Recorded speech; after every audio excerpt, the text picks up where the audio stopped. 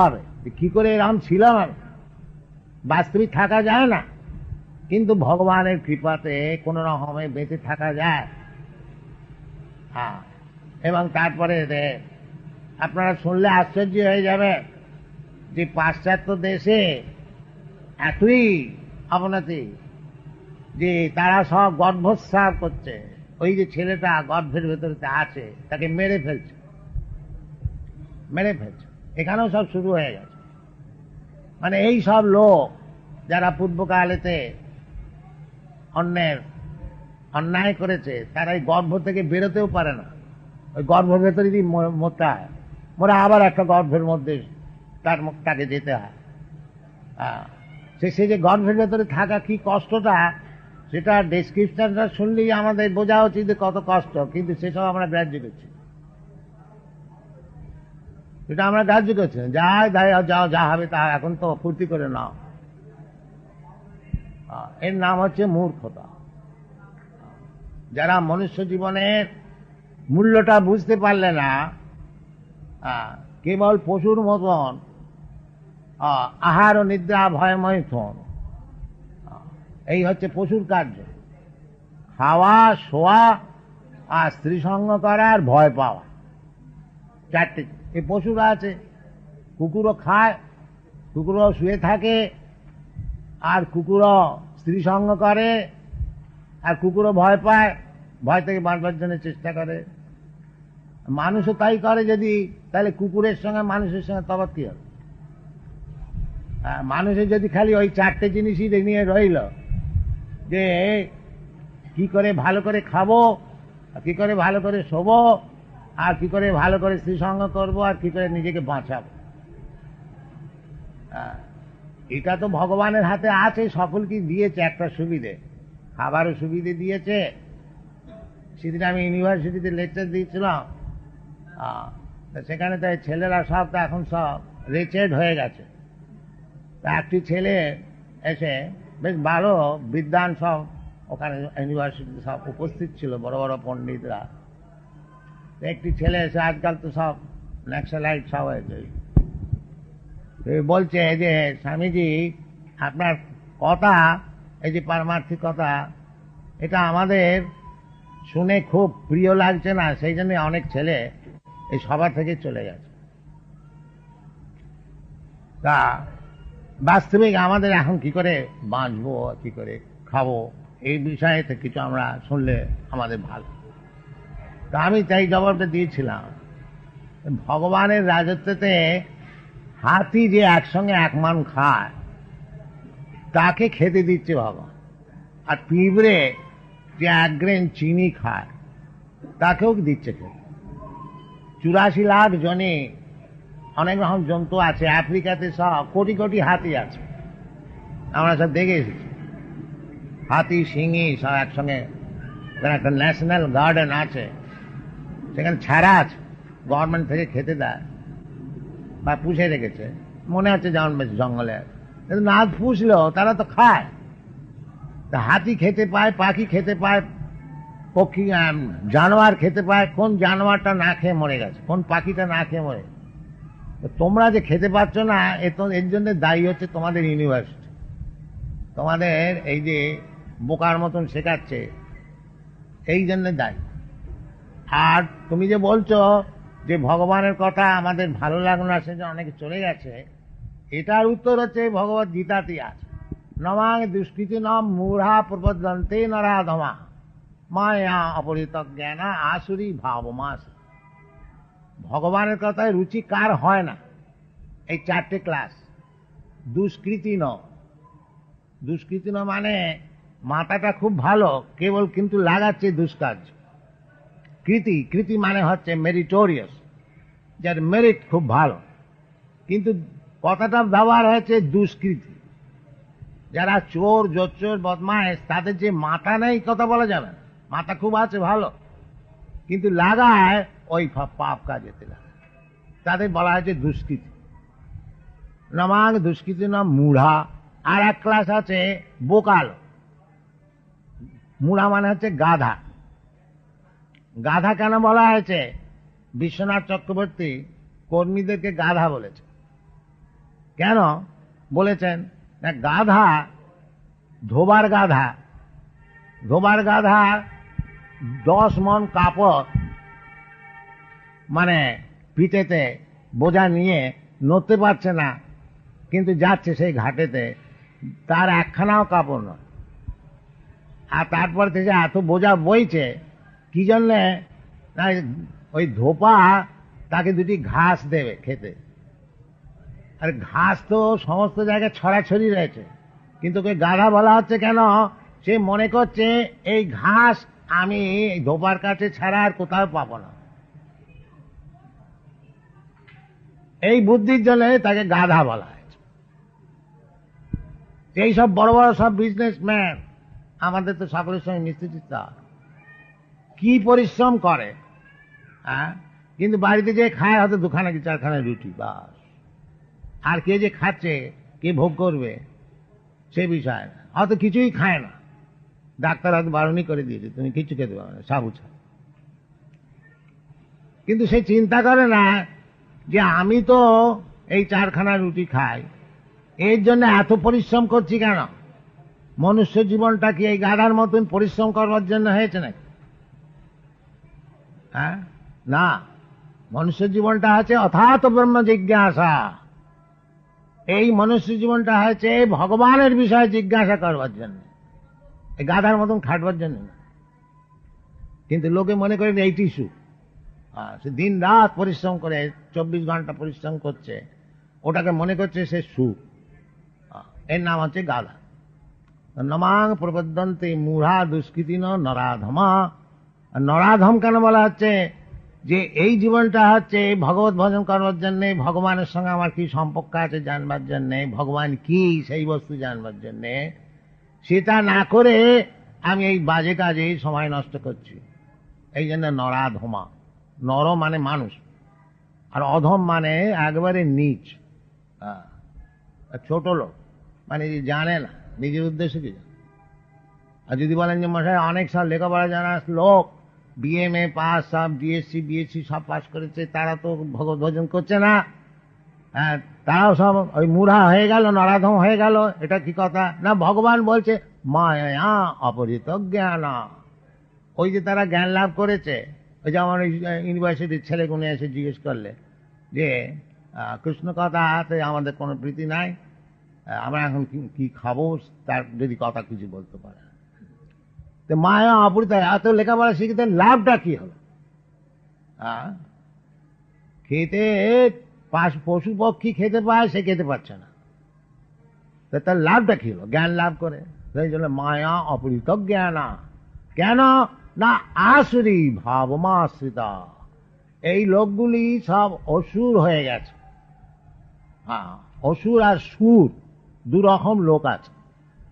সুর মানে হচ্ছে যারা ভগবত ভজন করে, দেবতা, তাদেরকে বলা হয়। আর অসুর মানে হচ্ছে যারা ভগবত ভজন করে না, তারা অসুর। 2 ক্লাসের লোক আছে জগৎ। দৈব আসুর এই বছর, দৌ ভূত সর্গ লোকে দৈব আসুর এই বছর, দুরকম লোক আছে। এক ক্লাস হচ্ছে অসুর, আর এক ক্লাস হচ্ছে দেবতা। দেবতাকে বিষ্ণু ভক্ত ভাবে দৈব, আসুরস্তদ বিপর্যয়। যে ভগবত ভজন করে, বিষ্ণু ভক্ত বৈষ্ণব, সে হচ্ছে দেবতা, আর সব অসুর। এইসব শাস্ত্রের কথা আমরা এই জগতে কৃষ্ণ কনসাসনেস মুভমেন্ট যে আমরা চালাচ্ছি, এই সব কথা শাস্ত্রের কথা তাদের শোনানো হচ্ছে, কোনো নতুন কথা নেই। হ্যাঁ, আমাদের ভারতবর্ষেতে তো ভারতবর্ষেরই কথা, এই ভগবত গীতা তো অন্য দেশের কথা না, কিন্তু আমরা এসব ছেড়ে দিয়েছি। এখন অন্য দেশে তারা এই সমস্ত গ্রহণ করছে, তাদের উপকার হচ্ছে। তা আমাদের উদ্দেশ্য হচ্ছে আপনাদের কাছে যে আপনারা এই নিজের দেশের জ্ঞান বুদ্ধি এসব কোনো ছেড়ে দেবেন না, আর যে সমস্ত অপরচুনিটি পেয়েছেন সেগুলি ছেড়ে দেবেন না। মনুষ্য জীবন খুব দুর্লভ জীবন, এর সদ উপযোগ করা উচিত। সদ উপযোগ করা মানেই হচ্ছে ভগবত ভক্তি লাভ করা। প্রেমা পুমার্থ মহান, চৈতন্য মহাপ্রভু এই শিক্ষা যে মানুষের সবচেয়ে পুমার্থ, স্বার্থ পুমার্থ মানে মনুষ্য জীবনের অর্থ যেটা লাভ, সেটা হচ্ছে ভগবত প্রেম, ভগবানকে ভালোবাসতে শেখা। সবই পুংসাং পরো ধর্ম যত ভক্তি অধোক্ষজে। অনেক রকম ধর্ম আছে, ভাগবত বলছে সেইটা হচ্ছে সবচেয়ে শ্রেষ্ঠ ধর্ম। সেটা কি না, যত ভক্তির অধোক্ষজে, যে ধর্মের দ্বারাতে ভগবত ভক্তি হয়, যেটা ভগবান নিজে শিক্ষা দিচ্ছেন। সর্বধর্মান পরিত্যাজ্য মাম একং শরণং ব্রজ, এইটাই হচ্ছে ধর্ম। আসল ধর্ম টর্ম কিছু না। সেই জন্য ভাগবত বলেছে ধর্ম প্রজ্জিত কৈতবত্র। ওই চালাকি ধর্ম, ছল ধর্ম, চিটিং ধর্ম, এইসব ভাগবতেতে নাই। পরম নির্মৎসরাণাম সতাং বাস্তব বস্তু বেদম অত্র অত্র শ্রীমদ ভাগবতে। পরম নির্মৎসরা, যারা নির্মৎস, সংসারেতে সকলেই মৎস্য। মৎস্য মানে হচ্ছে যে পরের উন্নতি দেখতে পারে না, তাকে বলে মৎস্য। এইটা হচ্ছে এই জগতের নিয়ম। আমার নিজের ভাইও যদি উন্নতি করে আমি হিংসা করব। ও আমার ভাই তো অনেক বেড়ে গেল, আমি তো কিছু করতে। আর বৈকুণ্ঠ জগতের কথাটা অন্যরকম। বৈকুণ্ঠ জগতে সেখানে যদি আমার চেয়ে কেউ বেড়ে যায়, তাহলে তাকে সুখ্যাতি করবো যে ও ইনি কত বড়, আমার চেয়ে কত বেড়ে গেছেন, আমি তো ভগবানের সেবা কিছু করতে পারিনি, ইনি কত করেছেন। এটা হচ্ছে বৈকুণ্ঠ জগতের উপলব্ধি। আর ভৌতিক জগতের উপলব্ধি হচ্ছে ও আমার চেয়ে বেড়ে গেল, ওকে কি করে ডাউন করতে হয়। সেই জন্য ভগবত ভক্তি তত্ত্ব যেটা, সেটা শাস্ত্রেতে বলছে পরম নির্মৎসরাণাং সতাং, যাদের মৎসরতা নাই। সেই জিনিসে আসতে হলে এই ভগবত ভক্তির দ্বারাতেই সে সমস্ত আসে। তত তত রজস্তম ভাবা কাম লোভাদয়শ্চ যে চেত এতই অনাবিদ্ধম স্থিতে সত্যে প্রসন্ন এবং প্রসন্ন মনসো ভগবত ভক্তি যোগত ভগবত তত্ত্ববিজ্ঞানং মুক্ত সংঘর্ষ যায়। কথা বলতে গেলে অনেক বেড়ে যাবে। আর এদের একটুখানি অসুবিধা হচ্ছে, আমি বলছি কিছু বুঝতে পারছে না, না বুঝতে পেরে চুপচাপ বসে থাকা কত কষ্ট হয়, এটা আপনারা খানিকটা বুঝতে পারেন। সেই জন্য অনেকেই উঠেও গেছে, অভ্যাসে কিছু বুঝতে পারছে না, ইংরেজিতে শোনে তো। তো যাই হোক, আপনাদের কাছে এই প্রার্থনা যে রাধা গোবিন্দের মন্দির জন্মকাল থেকে আমার ব্যক্তিগত সম্পর্ক, সেই জন্যে আজ 70 বছর, আমার 77 বছর হলো। 77 বছর কি 75 বছর পূর্বেতেও এই রাধা গোবিন্দকে দর্শন করেছি, আজও দর্শন করছি। তা আপনাদের কাছে প্রার্থনা যে সব ভগবত গীতা ভালো করে পড়ো, কৃষ্ণকে বোঝবার চেষ্টা করো, ব্যাস। আর সব সময় কৃষ্ণ চিন্তা করো, তাহলে জীবন সফল হবে। আর তা নাহলে মনুষ্য জীবনটা বিফলে যাবে। হরি হরি বিফলে জনম গোয়াইন, নরোত্তম দাস ঠাকুর গান গেয়েছে। হরি হরি বিফলে জনম গোয়াইন, মনুষ্য জনম পাইয়া রাধা কৃষ্ণ না ভজিয়া, জানিয়া শুনিয়া বিষ খাইন। আমি মনুষ্য জীবনটা পেলাম আর রাধা কৃষ্ণ ভজন করলাম না, তার মানে আমি জেনে শুনে বিষ খেয়েছি। বাস্তবিক তাই। এই সমস্ত মহাজনের পদাবলী, হরি হরি বিফলে জনম গোয়াইন, মনুষ্য জনম পাইয়া রাধা কৃষ্ণ না ভজিয়া, জানিয়া শুনিয়া বিষ খাইন। এটা জেনে শুনে বিষ খাও। লোকে বিষ খেতে দেয়, মরে যায়, সে আলাদা কথা। আমি যদি নিজে জেনে শুনে বিষ খাই, মহাপাপ। গোলকেরও প্রেম ধন হরিনাম সংকীর্তন। এই যে হরিনাম সংকীর্তন, হরে কৃষ্ণ মহামন্ত্র, এটা এই জগতের বস্তু নয়, এটা হচ্ছে গোলকেরও প্রেমধন। যেন আমরা অনেক দূর দেশ থেকে রেডিও সংবাদ পাই কথা, সেই রকম এই হরে কৃষ্ণ মহামন্ত্র এই জগতের কথা নয়, এটা হচ্ছে বৈকুণ্ঠ জগতের কথা, নারদ মুনি নিয়ে এসেছে। গোলকেরও প্রেমধন হরিনাম সংকীর্তন, রতি না জন্মিল কেন তার? এতে আমার রতি হলো না কেন? বিষয় বিষাণ হলে দিবানিশি হিয়া জলে, তরিবারে না কইনু উপায়। সর্বদাই আমাদের বিষয় বিষাণতে হৃদয়ে জ্বলছে, এ আর কেউ অস্বীকার করতে পারবে না। যে যতই বলুক যে আমি ভালো আছি, হ্যাঁ, কিন্তু বুক জ্বলছে সংসার ও দাবান। তা থেকে পরিত্রাণ পাওয়ার একমাত্র উপায় হচ্ছে এই হরিনাম সংকীর্তন।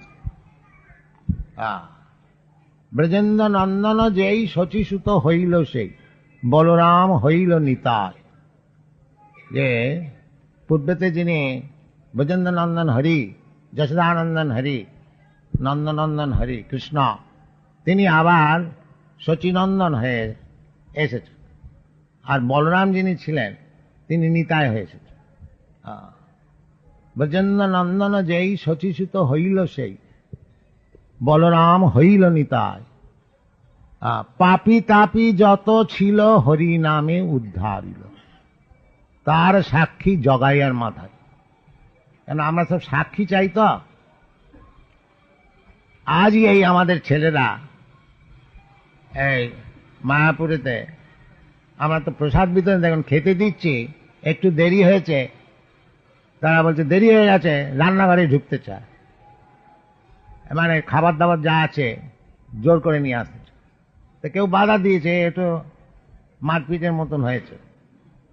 হ্যাঁ, তারপরে তো তারা একবারে অনেক, তো এরা কজনই বা মারামারি করবার জন্য প্রস্তুত, কিন্তু এরা ওই কীর্তন করতে আরম্ভ করে দিল। তারা আবার ঠান্ডা হয়ে গেল, তারাই আবার সব পরিবেশন করলে। এই সত্যি কথা, পাপি তাপি যত ছিল হরি নামে উদ্ধারিল, তার সাক্ষী জগাই আর মাধব। জগাই মাধবের মতন মূর্খ সে উদ্ধার হয়ে, এরা সব করছে তা। এরাও জগাই মাধাই ছিল, এখন সব বৈষ্ণব হয়েছে, আবার অনেক জগাই মাধাইকে উদ্ধার করছে। এটা সত্যি কথা, হরিনামে উদ্ধার। এই নরোত্তম দাস ঠাকুরের গান, হা হা প্রভু নন্দ সুত বৃষভানু সুতাল, করুণা করো হয়ে এইবা। রাধাকৃষ্ণর পাদ পদ্ধতিতে এইটি আমাদের প্রার্থনা করতে হবে যে এই মনুষ্য জীবন আপনার কাছে এসেছি, আমাদেরকে এইবার করুণা কর। নরোত্তম দাসও কহে না ঠেলিও রাঙা পায়ে, তুমি বিনা কে আছে আমার। এই জিনিসটাতে আসতে হবে যে আমাকে জগতের আর কোনো বস্তু রক্ষা করতে পারবে না, আপনিই পারবেন। যেমন এইখানে অর্জুন বলছে যে আমার যে সংশয় হয়েছে কৃষ্ণ তুমি ছাড়া কেউ এটা বোঝাতে পারবে না। সেই রকম আমাদের যখন বুদ্ধিটা ঠিক এইরকম ভাবে প্রতিষ্ঠিত হবে, হা হা প্রভু নন্দসুত বৃষভানু সুতাযুত, করুণা করো এইবার। নরোত্তম দাস কহে না ঠেলিও রাঙা পায়, তুমি বিনা কে আছো। এইটা যেন সর্বপ্রকারে ভগবানের শরণাগত হতে পারি যদি আমরা, যে আপনি ছাড়া আমাকে কেউ আর রক্ষা করতে পারবে না, তখন আমাদের কার্যসিদ্ধি হয়। এইটা আপনারা ভালো করে বুঝুন। আর বিশেষ করে যারা রাধা গোবিন্দের সেবা পেয়েছে তাদের এটা ভালো করে বোঝা উচিত যে পূর্ণতয়া শরণাগত অবশ্য রক্ষিবে কৃষ্ণ বিশ্বাস ও পালা। কৃষ্ণ রক্ষা করবেনি, সকল কি করছেন, ভক্তকে বিশেষ করে করে। এইটা হচ্ছে আমাদের প্রচার্য বিষয়। আর আমরা জগতে সব জায়গায় প্রচার করছি, এর জন্য আমরা সব অনেক বই লিখেছি, এইসব বই রয়েছে। এইসব বই আপনারা পড়ুন, শিক্ষা করুন, আর জীবনকে সফল করুন, এটা আমাদের ইচ্ছা। আর কিছু না। আমাদের ভক্তিমনাথ ঠাকুর যেমন গান গেয়েছেন, রাধা কৃষ্ণ বলো বলো বলো রে সবাই, এই শিক্ষা দিয়া স্বপ্ন দিয়া ফিরছে নেচে গৌরনীতা। কেন মায়ার বসে যাচ্ছ ভেসে খাচ্ছ হাবুডুবু ভাই, জীব কৃষ্ণদাস এ বিশ্বাস করলে তো আর দুঃখ না। বাস, যে কৃষ্ণদাস এই বিশ্বাসটা হলে আর কোনো দুঃখ না। এইটা হচ্ছে আমাদের প্রচার্য বিষয়। আপনারা এ বিষয়ে ভালো করে বুঝুন, চেষ্টা করুন, এইটা আমাদের প্রার্থনা। ধন্যবাদ।